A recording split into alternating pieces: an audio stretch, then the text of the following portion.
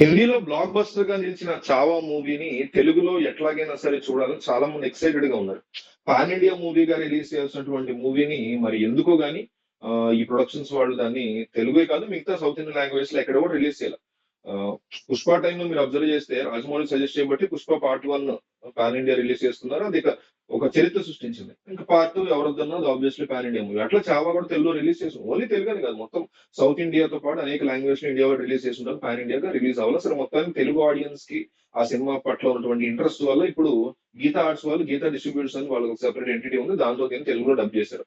అందరూ ఎదురు చూసినటువంటి చావా థియేటర్ లో చూడడం జరిగింది. నేను బాగుంది. అంటే ఈ మూవీ ఎవరైతే ఈ శివాజీ మహారాజ్ ఉంటారో ఆయన యొక్క కొడుకు కథ, అట్లాగే ఔరంగజేబు మరాఠా సామ్రాజ్యాన్ని ఆక్యుపై చేయడానికి కంప్లీట్ గా దాని మీద పడడానికి ప్రయత్నం చేసినప్పుడు ఎంత బాగా సంభాజీ అడ్డం పడ్డాడు, ఎట్లా డీల్ చేశాడు థింగ్స్ అనేది చాలా తెలివిగా అబ్బురపరిచే విధంగా చూపించారు. క్లైమాక్స్ పోర్షన్స్ నిజంగా ఇట్లా గూజమ్స్ వస్తాయి, అసలు డౌట్ లేదు అసలు దాంట్లో ఎవరికైనా సరే. ఎందుకంటే నా most favourite A R Rahman music ఇచ్చాడు మూవీకి, అసలు పీక్స్ ఆఫ్ మ్యూజిక్ అని ఇచ్చాడు మనోడు. చాలా కాలం తర్వాత రెహమాన్ తన మ్యూజిక్ తో బ్యాక్గ్రౌండ్, ఎస్పెషల్ బ్యాక్గ్రౌండ్ మ్యూజిక్ తో మెంటల్ ఎక్కిచ్చేసాడు. థియేటర్ లో జై భవానీ జై భవానీ అంటూ వస్తున్నప్పుడు ఇక ఖచ్చితంగా చెప్తున్నా కూర్చొని వస్తున్నాయి నాకు. చాలా బాగా అనిపించింది, చాలా బాగా తీశారు.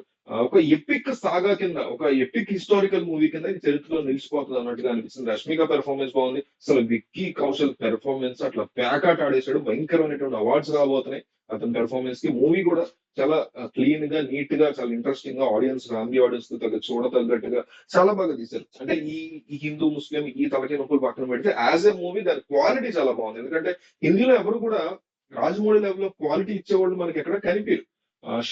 షానాజీ ఏదో తీసాడు, బాగానే తీసాడు, ఆదిపురుష్ డైరెక్టర్ అమరావతి. కానీ ఆదిపురుష్ విషయానికి వచ్చేసరికి డిజాస్ట్రస్ విఎఫ్ఎక్స్. కానీ ఇందులో అట్లా కాదు.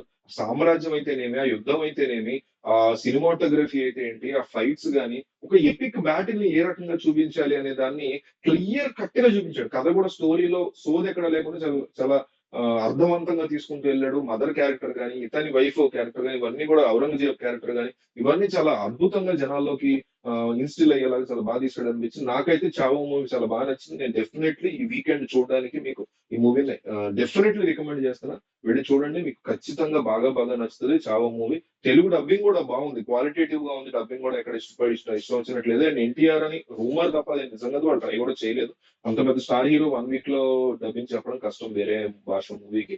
సో ఎన్టీఆర్ ఉంటే ఇక అది ఇక అవుట్ ఆఫ్ ద వరల్డ్ ఉండేది. బట్ ఎన్టీఆర్ కాకపోయినా క్వాలిటేటివ్ డబ్బింగ్ ఆర్టిస్టులు అని చెప్పించినట్టున్నారు. చాలా బాగుంది డబ్బింగ్ కూడా. తెలుగు ఆడియన్స్ ఆల్రెడీ హిందీలో చూసిన మన భాష కోసం తెలుగులో చూడొచ్చు, తెలుగు కోసం వెయిట్ చేసిన డెఫినెట్లీ తెలుగులో కూడా చూడొచ్చు. మిస్ అవ్వకండి. Definitely recommended movie.